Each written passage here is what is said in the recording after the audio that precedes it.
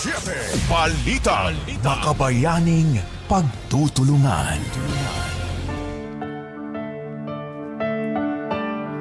Bangang kabrigada manginyak-nyak ang isang ina nang dumulong sa himpilan ng Brigada Cotabato upang manawagan ng tulong pinansyal para sa kanyang 11 anyos na anak na babae. Si Ginang Janet Cardenio ay residente na Malagapas sa Cotabato City na naglakas loob na magbakasakali sa himpilan ng brigada. Nangangamba ito na baka mahulog sa kanser ang kalagayan ng kanyang anak na si Ronet, grade 6 pupil, sakaling hindi maagapan sa gamutan. Kailangan ni Ronet na ma-CT scan nang sa gayon ay mabigyan ito ng tamang medikasyon. Ito'y matapos madulas at magtamo ng fracture sa likurang bahagi ng katawan. Sa ngayon mga kabrigada, pahirapan ang sitwasyon ng bata dahil hindi na makalakad. Maging sa kanyang pag-ihi ay kinakailangan pang buhatin ng kanyang ama.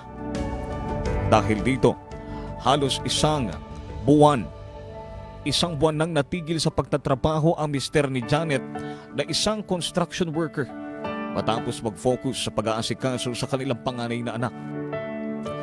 Bukod sa pagpapagamot sa bata, problema na rin ang mga ito ang kakainin sa pang-araw-araw. Dahil dito, habang nag-aabang ng mga tutugon sa panawagan ng mag-iina para sa medikasyon ng bata, agad na munang nagpaabot ng bigas at grocery na nagkakahalaga ng 5,000 piso ang Brigada Cotabato katuwang ang Barb Project Tabang. Dahil dito, hindi maisalarawan ang kasiyahan ni Janet sa di niya inaasahang tulong at lubos na nagpasalamat sa brigada.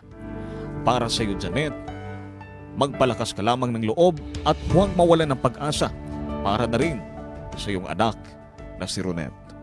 Manawagan ako sa lahat na nakikinig sa brigada. Sana tulungan niyo po kami sa problema ng anak ko kasi wala na talaga kaming pera. Ang cellphone number ko po ay 0955-69-15145 po. Laban lang po na kahit ano, hindi kita susukuan. Magpakatatag ka lang. Di kami susuko sa iyo. Kahit anong kami namin mahirap na tayo. Magtiis lang kami na. Balita. Makabayaning pagtutulungan. Ang bahaging ito ay hatid sa atin ng Yummyvit ES2 Oral Drops. Simulang tuparin ang pangarap ng iyong anak. And starting now,